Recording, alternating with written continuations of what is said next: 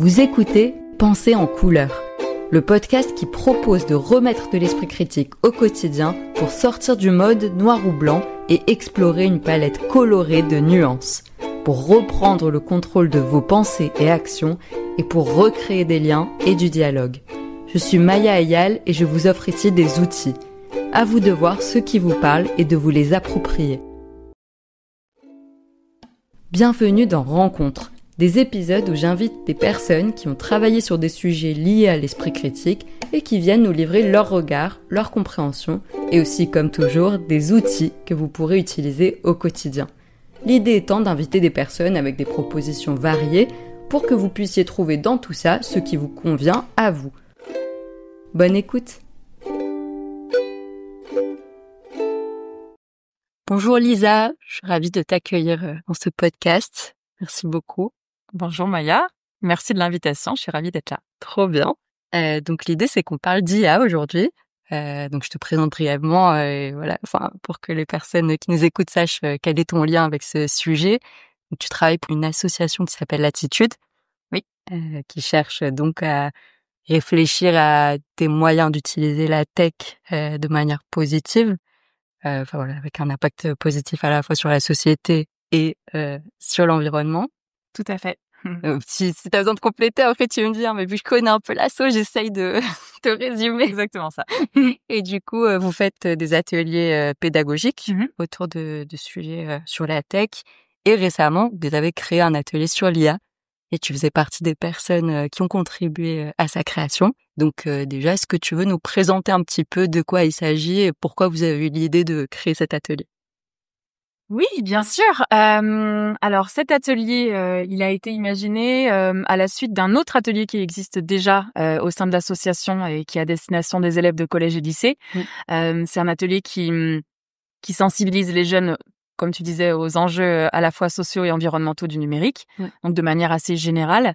Tu n'es pas sans savoir, et les personnes qui écoutent ne sont pas sans savoir que voilà, l'IA c'est un peu le gros sujet du moment, même si l'IA ça fait quand même assez longtemps que ça existe.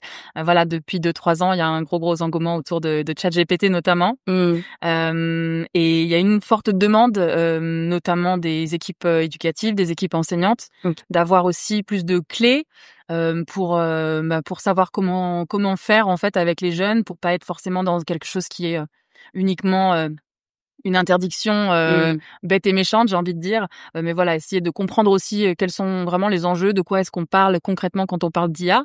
Et donc voilà, l'idée nous est venue assez rapidement de nous saisir de ce sujet pour en faire un deuxième atelier du coup à destination. Alors celui-là, il est plutôt à destination des élèves de lycée principalement. Oui, il est adaptable au collège, c'est juste des objectifs un petit peu différents, mais voilà, principalement lycée pour le public destinataire. Ok, et donc si je comprends bien, l'objectif là, c'est vraiment de sensibiliser aux enjeux de l'IA de manière générale, ou vous avez des objectifs plus spécifiques avec cet atelier?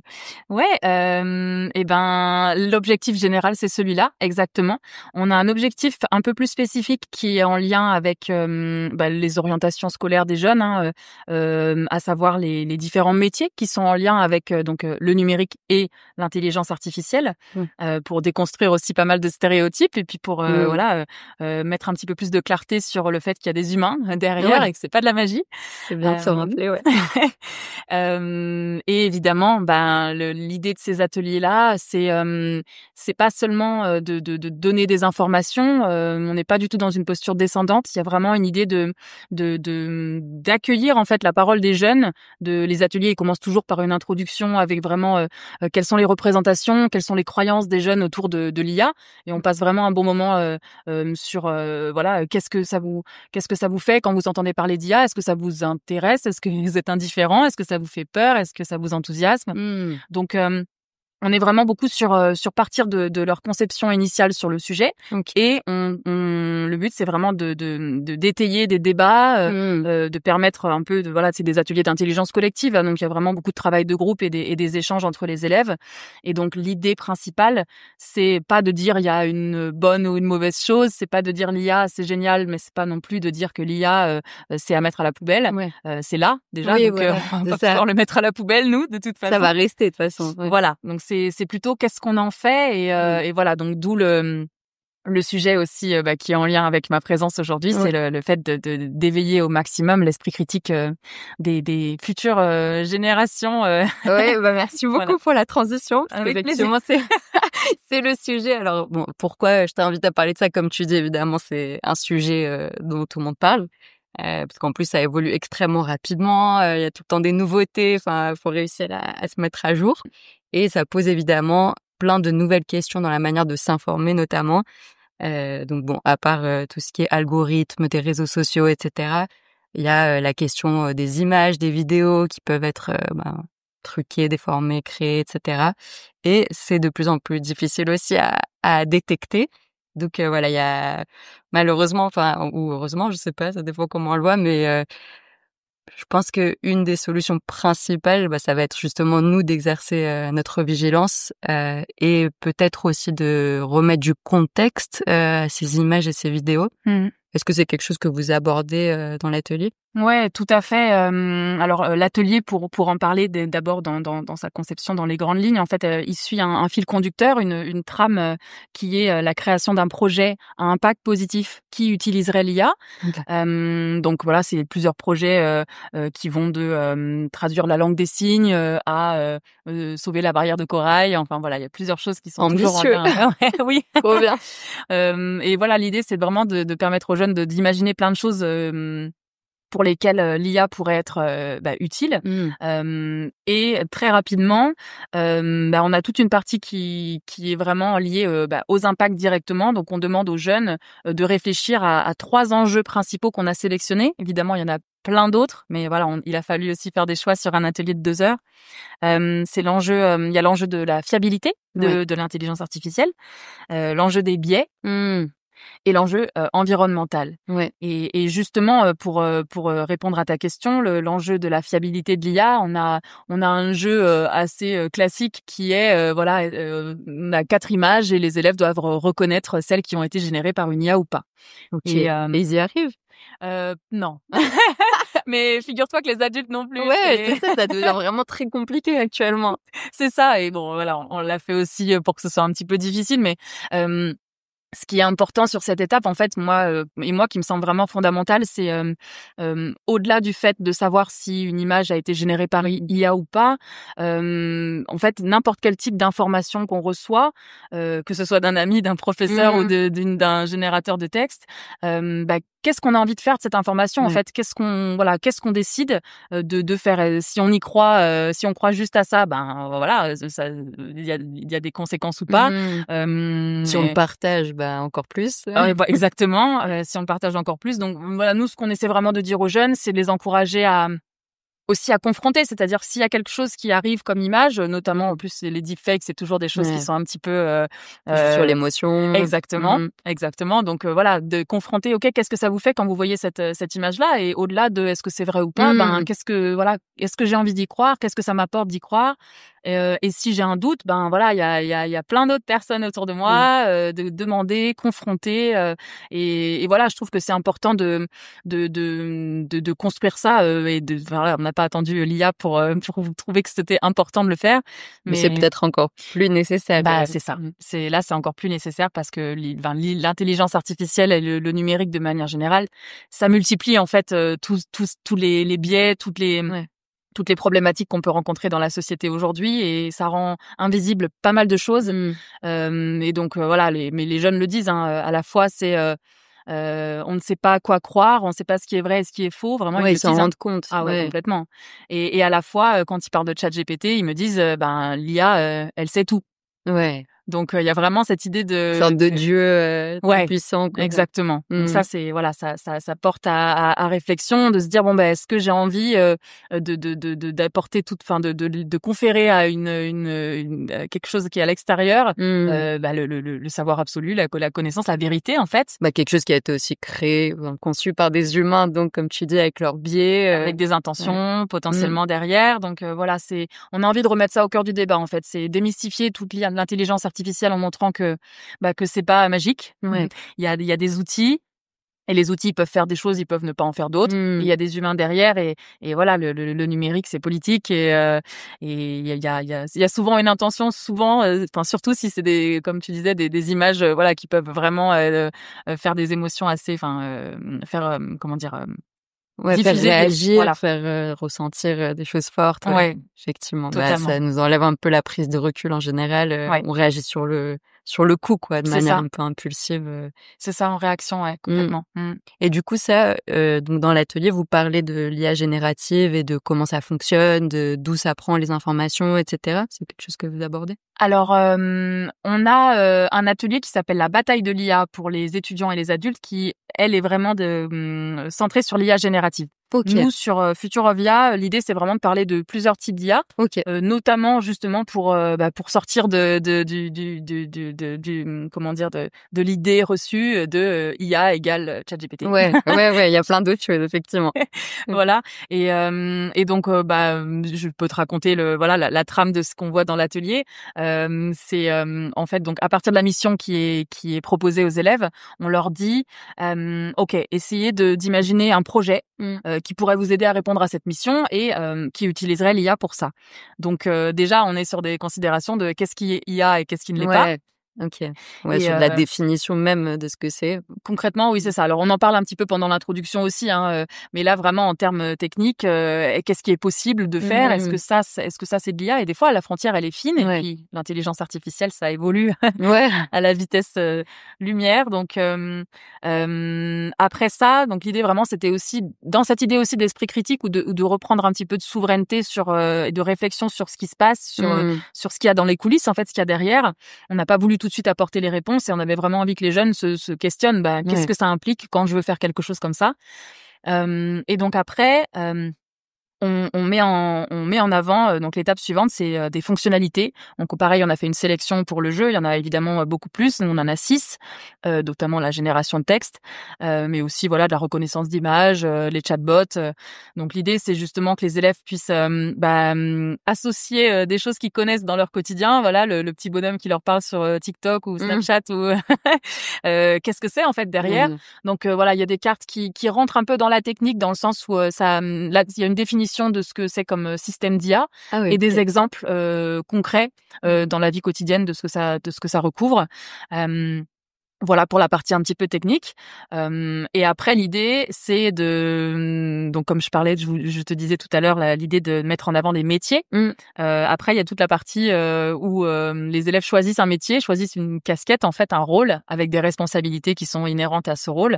Donc, ça peut aller de data scientist à éthicien ou éthicienne en intelligence artificielle. OK. Donc il y a à la fois des métiers qui sont très techniques et à la fois des métiers qui sont beaucoup plus éthiques ou alors qui vont être liés aux relations humaines, à la gestion oui, c'est ça, l'éthique des données.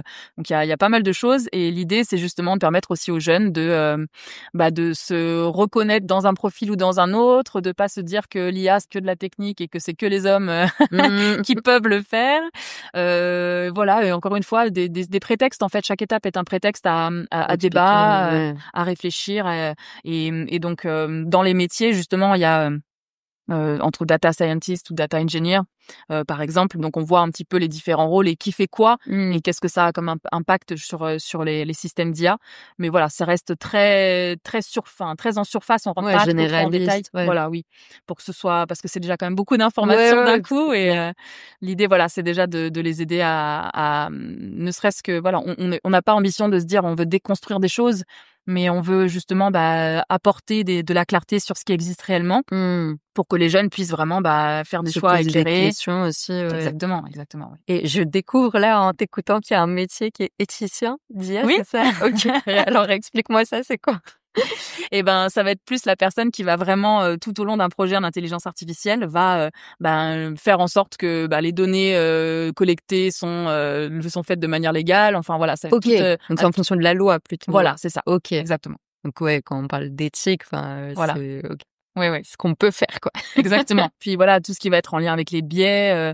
OK, est-ce que quand on utilise ces données-là, ça peut pas avoir des écueils, voilà, par rapport aux personnes, voilà, des écueils de discrimination ou enfin voilà des choses comme ça quoi. Donc, Mais on sait que les IA actuelles, elles font vraiment ce travail justement. Enfin, les personnes qui les développent font vraiment ce travail de ce que vous savez.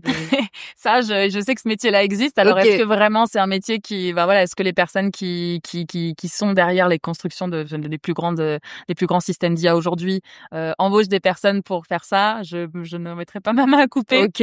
J'espère, mais voilà, en tout cas, c'est encore un peu nouveau là en fait, les systèmes d'IA, ils prennent tellement d'impact maintenant, ça devient un levier économique immense. Du coup, les législations en vigueur pour structurer un petit peu les systèmes d'IA, ce qui est diffusé, comment elles sont entraînées, avec quoi, etc. C'est des choses qui sont encore en tâtonnement aujourd'hui. Ouais. Et il y a peu de régulation. Non. Ouais, il y a peu de régulation. Il y en a pas du tout. Il y en a quasiment pas. Ouais, non, et puis voilà, typiquement ChatGPT, c'est popularisé, c'est encouragé, c'est gratuit avec des guillemets évidemment. Oui. Donc voilà, c'est assez complexe. Oui. Ça c'est clair. C'est un enjeu. Et du coup, dans cet atelier, donc vous faites se poser des questions aux élèves. Est-ce que vous leur donnez des conseils spécifiques de justement comment exercer une vigilance face à ce qui se voit, des astuces? Ouais, bien sûr. Ce qu'il y a, c'est que même par exemple les photos dont on leur parle, qu'on leur montre, l'idée c'est même pas IA, pas IA, parce que les photos qui sont fausses et qui sont pas générées par IA, qui sont générées par d'autres logiciels aussi. Donc l'idée c'est vraiment d'aller plus loin que l'IA et de se dire, comme je disais tout à l'heure, cette idée de en fait confronter avec ce qu'on sait déjà, de faire des recherches personnellement, de parler en fait, de nommer, de questionner, de rechercher en fait, et donc du coup d'avoir une démarche qui est plutôt active, au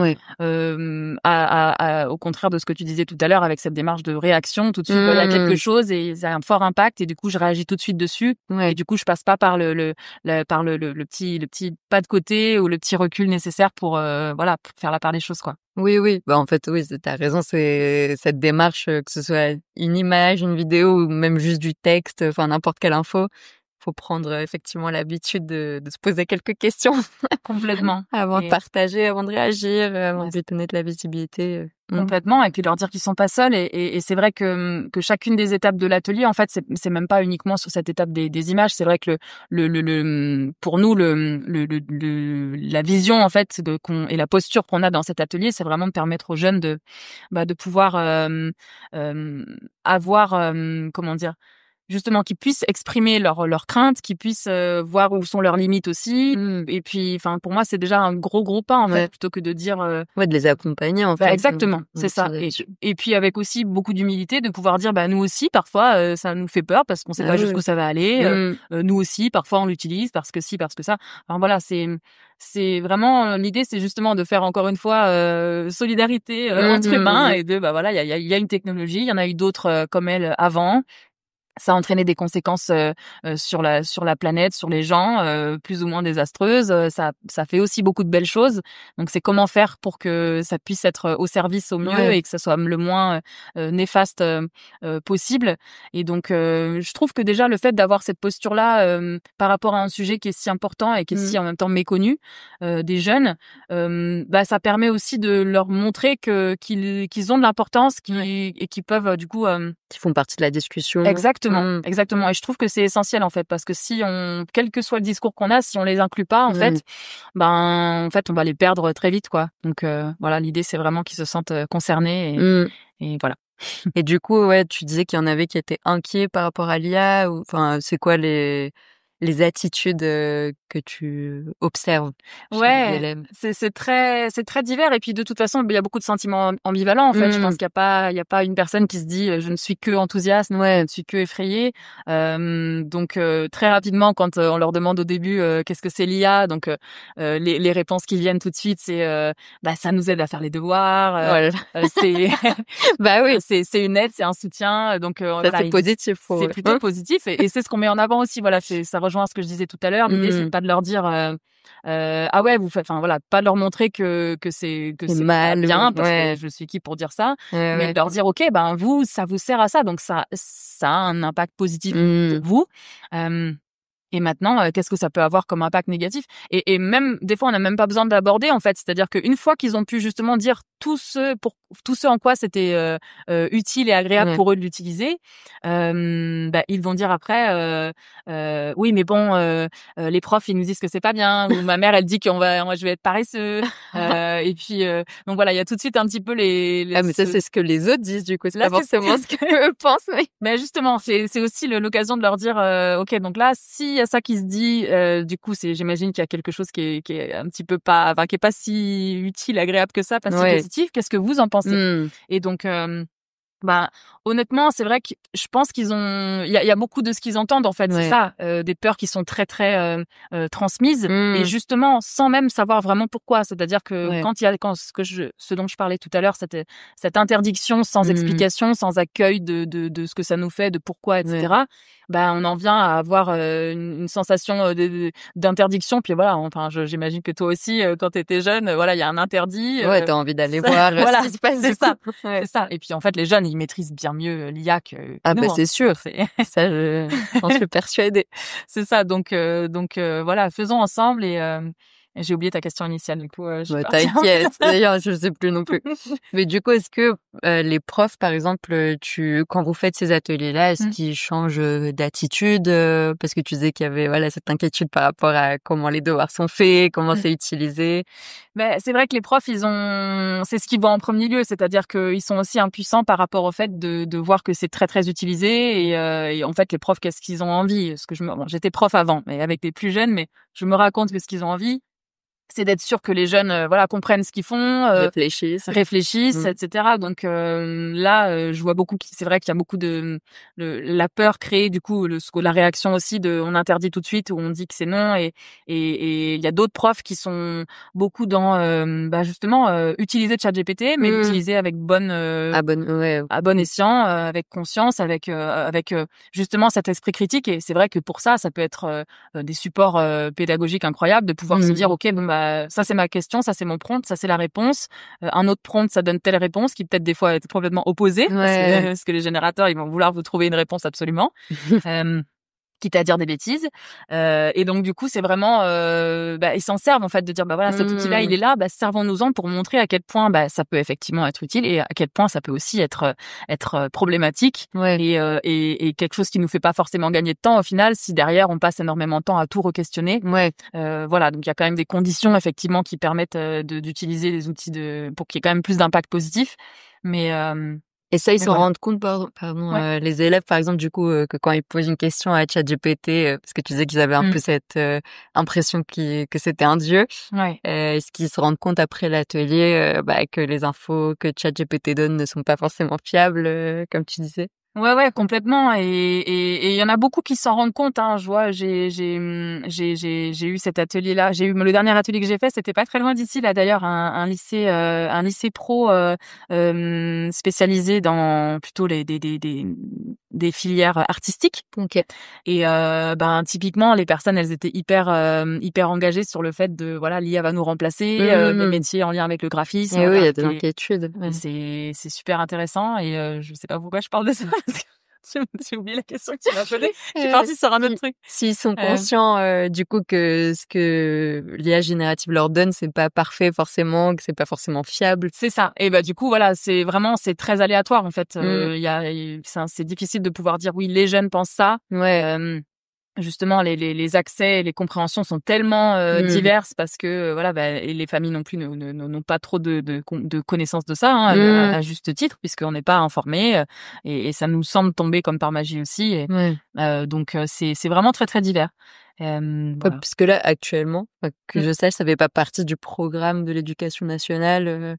Non, mais l'idée c'est le numérique si, en tout cas éduquer au numérique et essayer vraiment de construire cet esprit critique, c'est sûr, mais il y a l'éducation aux médias, à l'information, j'imagine que Voilà. Ils y abordent un peu l'IA? Ouais, bah ça reste vraiment encore très très rare et très à la comment on appelle ça, À la marge oui, non, j'allais dire à la bon, je trouve pas l'expression, c'est pas grave, c'est les profs en fait, si vraiment ils S'ils ont le sentent temps. que bah voilà, et s'ils ont le temps, et s'ils sentent qu'il y a si eux-mêmes ils ont un intérêt particulier, ils vont, même si c'est pas des profs d'une matière, moi j'ai une prof d'histoire géo qui fait ça sur 7 ans d'histoire géo. Ouais. Alors voilà, c'est Ouais, ils s'emparent du sujet s'ils voilà, veulent, quoi. c'est ça, exactement. Donc ça reste, il y a beaucoup, voilà, je pourrais être en lien avec plusieurs académies. Il y a, enfin il y a vraiment cette envie de former les profs. Hein. L'idée, c'est vraiment de pouvoir bah, à la fois les former eux-mêmes et elles-mêmes aux outils en fait d'IA bah, qui vont pouvoir les aider dans leur pratique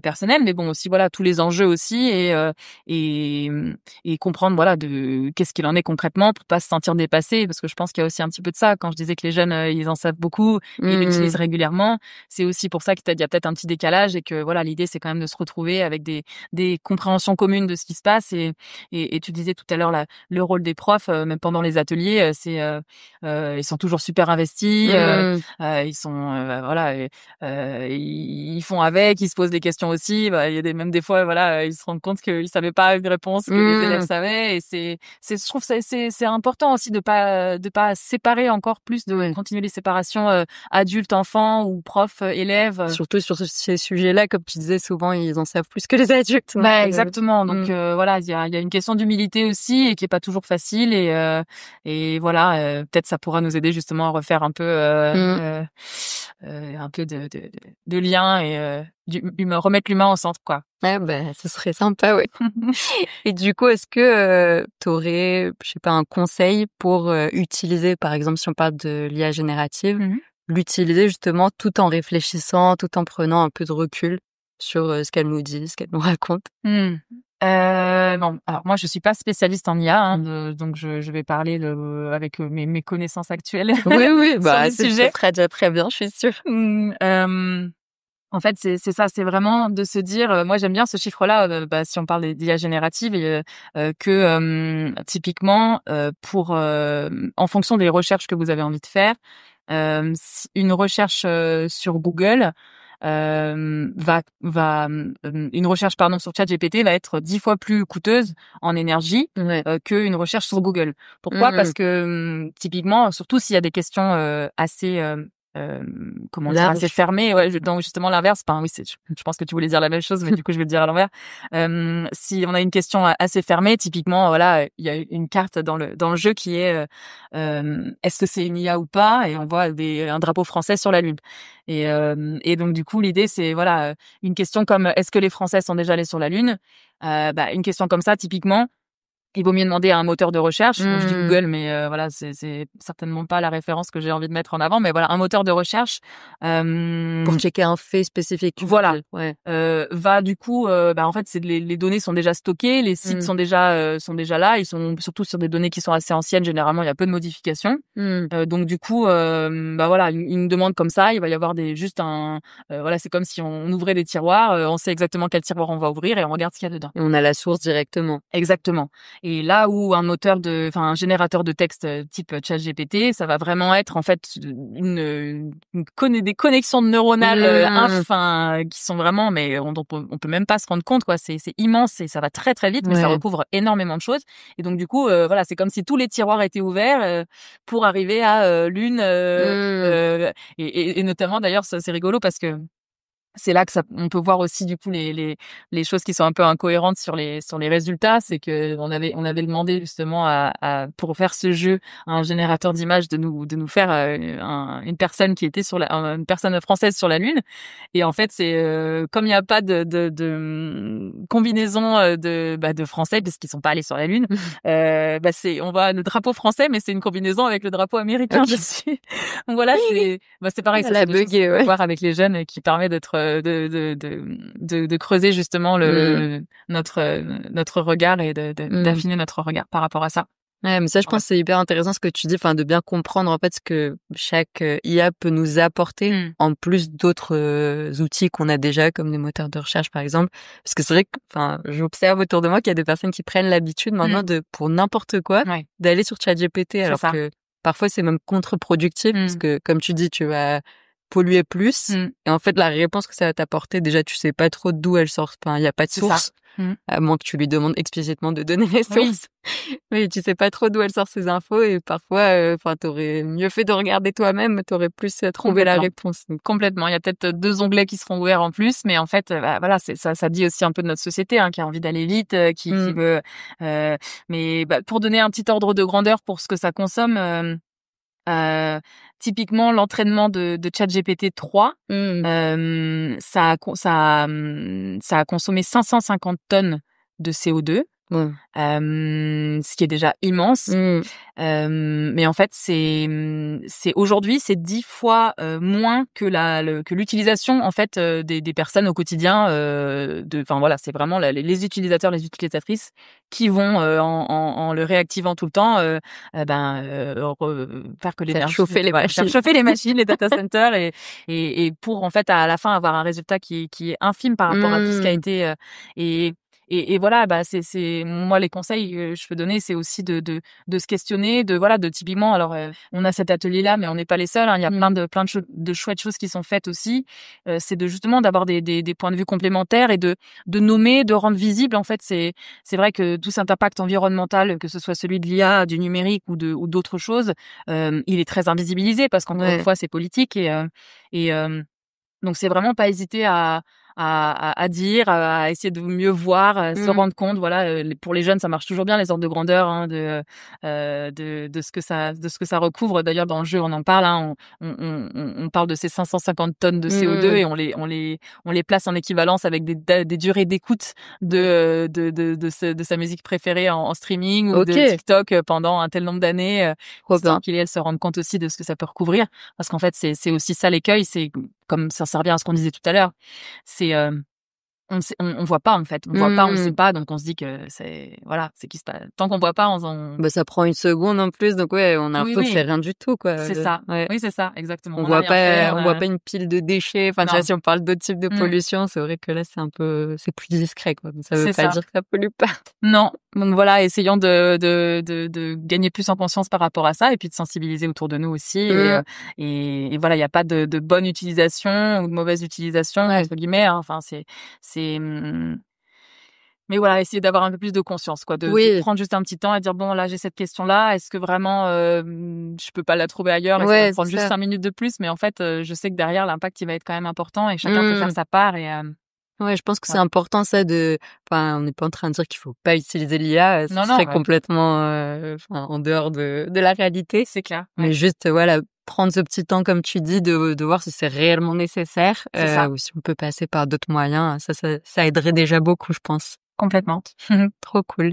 Et est-ce que tu as d'autres conseils, recommandations sur l'utilisation de l'IA du coup est-ce qu'il y a d'autres choses que tu aimerais nous partager sur cet atelier ou autre?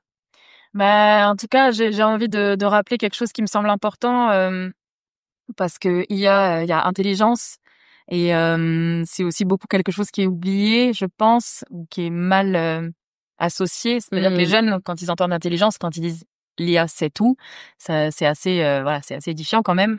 C'est de remettre un petit peu. Moi, je leur dis que vous êtes plus intelligents parce que vous avez une conscience et je pense que ça permet aussi de pouvoir à la fois il y a l'idée de démystifier un petit peu l'IA, mais l'idée c'est aussi de pouvoir que les gens puissent reprendre du pouvoir sur ce qu'ils sont capables de faire et de produire et de réfléchir et quand les jeunes disent ouais ça va me rendre paresseux, c'est oui c'est de ça que ça veut dire, c'est que ça peut être un outil pour faire ce qu'on fait mieux ou plus vite effectivement. Alors bon, pourquoi est-ce qu'on aura envie d'aller plus vite, pourquoi est-ce qu'on aura envie de faire mieux, bon ça c'est encore une autre histoire. Mais voilà, c'est reprendre vraiment l'idée que on est plus intelligent parce que on a la conscience justement de savoir de pouvoir réfléchir, se poser des questions, faire ou ne pas faire. Là où l'IA c'est vraiment uniquement des logiciels quoi, hein. Il y a une question, il y a une réponse, c'est des calculs et puis donc il y a des instructions quoi. Exactement, c'est suivre des instructions et il y a pas plus que ça quoi. C'est-à-dire que même si l'idée c'est d'imiter l'intelligence humaine et que parfois clairement ChatGPT quand on lit ce qui est des fois des choses qui sont écrites c'est très troublant hein. de ressemblance ou de par rapport à l'humain. Donc c'est aussi fait pour ça, mais voilà, c'est d'arriver à garder voilà la confiance que on saura toujours mieux en fait entre guillemets que ces logiciels là. Donc surtout quand on parle de faire société ou comme tu dis, enfin de tout ce qui est relationnel, etc. Liane, on n'est pas capable actuellement, en tout cas. J'espère qu'elle en sera pas capable, mais oui. Ça, oui, ça sera. On en reparlera peut-être dans les idées de super IA, tout ça. Mais bon, pour l'instant, voilà, moi, et là, c'est vraiment mon avis personnel. Hein, je pense que l'IA, voilà, ça va retomber aussi vite que c'est remonté. Et voilà, on arrivera aussi aux limites de ce que ça peut faire. Et je pense que du coup, ça va se réguler. J'espère. En tout cas, ouais. ça va se réguler au fur et à mesure. Hein. C'est vrai que quand Internet est arrivé, c'est pareil. Hein, ça a été quand les smartphones sont arrivés. Ouais, il y a un moment un peu de chaos puisque c'est pas régulé. Enfin, on sait pas trop ce que c'est, etc. Et exactement. Puis voilà, ça devient un peu gadget, quoi. Voilà, c'est nouveau, on essaye. Et ça attire la curiosité. Exactement. Voilà. Mais du coup, ouais, petit conseil, même dans la vie de tous les jours hors IA, c'est de justement de confronter un petit peu. Bah tiens, on me dit une information, qu'est-ce que j'ai envie d'en faire Je fais un petit check intérieur. Ok, ça me fait quoi là Je suis plutôt pas ok avec ça. Ouais, ça me fait plutôt oui. Bon, carrément. Reprendre un peu le contrôle sur son cerveau, son corps, sur voilà ses ressentis, ses actions du coup par la suite, ouais. Carrément, ça c'est quelque chose que je répète aussi dans nos épisodes parce que je pense que c'est hyper important. Donc je remettrai j'avais fait une petite fiche sur les questions à se poser face à l'info. Donc là pour le coup ça aide aussi avec l'IA, je pense. Enfin, l'IA ça fait partie de l'info, ça fait partie de tout ce qu'on voit sur internet. Complètement. Et de nos comportements aussi en ligne, donc trop cool. Je te remercie beaucoup, Lisa. Et c'est moi qui te remercie pour l'espace d'expression sur ce sujet important. Qu'avez-vous pensé de cet épisode ? Je suis très intéressée d'avoir vos avis en commentaire et s'il vous a semblé utile, n'hésitez pas à vous abonner à la chaîne et à lui donner 5 étoiles sur les plateformes d'écoute pour que d'autres puissent la trouver facilement et en profiter également. Vous contribuez de cette manière, vous aussi, à l'activation de nos esprits critiques. Alors merci pour votre aide. N'oubliez pas de télécharger, si vous le souhaitez, les fiches récap en description de cet épisode. À bientôt! Critique et persiste, mais